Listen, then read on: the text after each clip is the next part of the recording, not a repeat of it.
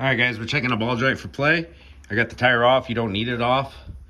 And just grab yourself a pry bar, some sort of bar. For this one, we're going to want to check for downward play. So we just press down, and I can actually hear it clicking. I don't know if the camera's picking that up, but look. We'll get a wider view.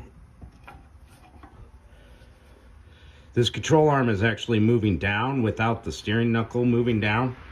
Let's try to get a steady view here.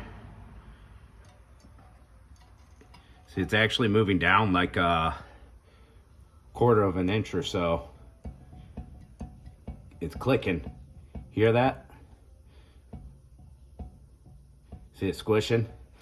All right, you can also try for other play.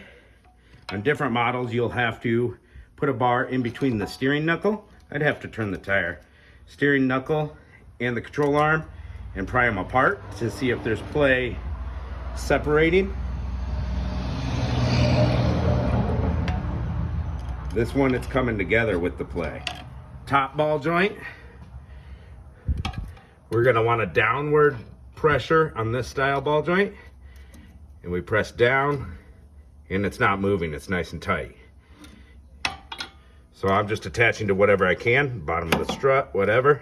And then you can also do separation. See if there's any play the other way in the ball. And it's good. So I'm just going upwards. You can also get side to side play, which is the ball wearing out this way. So you're gonna have the tire on, grab it at 12 o'clock and 6 o'clock, and press out with your lower hand and in with your upper hand. And then do it the opposite way. Press in with your lower hand, press out with your upper hand, and see if there's any play going this way. That's how you check ball joints.